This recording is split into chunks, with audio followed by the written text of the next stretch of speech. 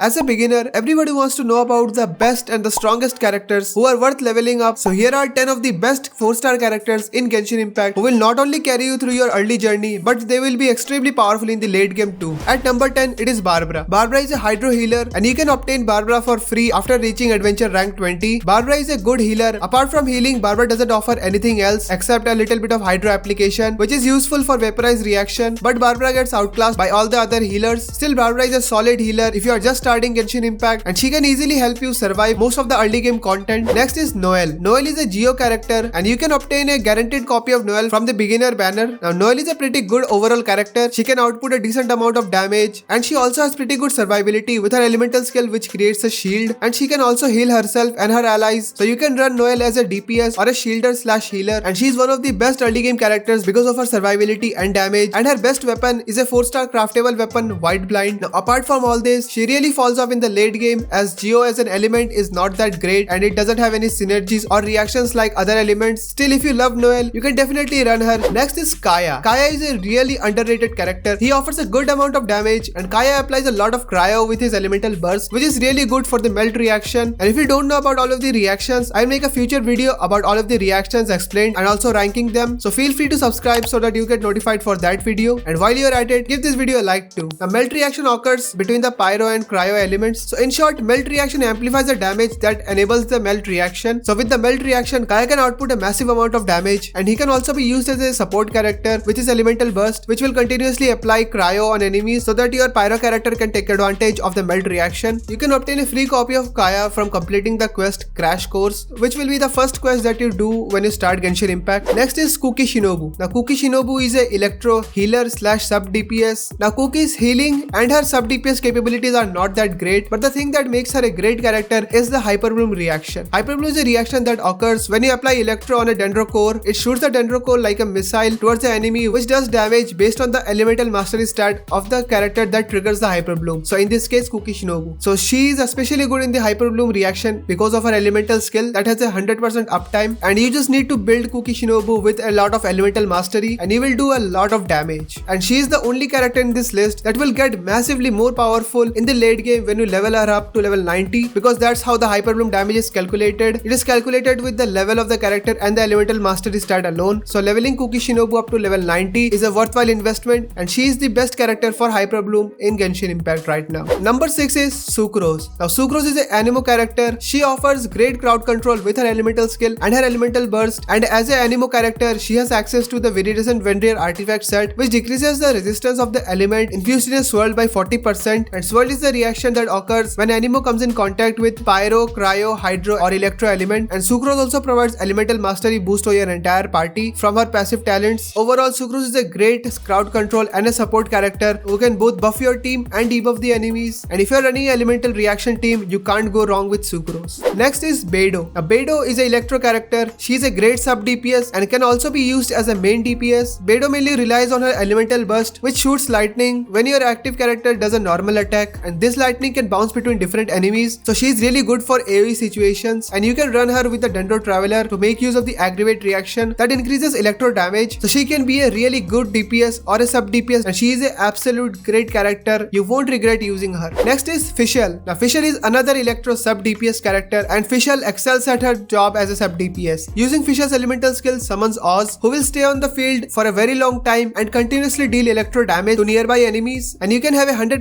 uptime on Oz if you use her elemental burst, who summons Oz if he is not present in the field, and if he is present, it refreshes the duration of Oz on the field. So Fischl can have a 100% uptime on her damage output, and same as Beidou, if you use her with a Dendro character, she can also make use of the aggravate reaction, which will do more electro damage. And one of Fischl's passive talent is that Oz will do extra damage if you are triggering a electro related reaction. So she is a great sub DPS, and Fischl is always used in spread and aggravate teams and even Hyperbloom teams. Now it's time for the top 3, and these 3 are not only the best 4-star characters but some of the best characters in general, even better than some of the 5-star options. And at number 3, it's Bennett. Bennett is a pyro character. He provides a lot of, and I mean a lot of attack boost with his elemental burst, and his elemental burst also heals your active character, and Bennett heals a lot as well. Bennett's attack buff scales off of his base attack, and base attack is basically the attack stat of the character itself and the weapon's base attack. Here the white colored number 899, it is the base attack of Bennett, and his attack buff scales off of this number. It means that you don't need to invest that much in Bennett's skills, saving you a lot of resources. You just need to level him up and his elemental burst, and you will get a lot of attack boost, which will make your DPSs a lot more strong, and they will do a lot more damage. The second best character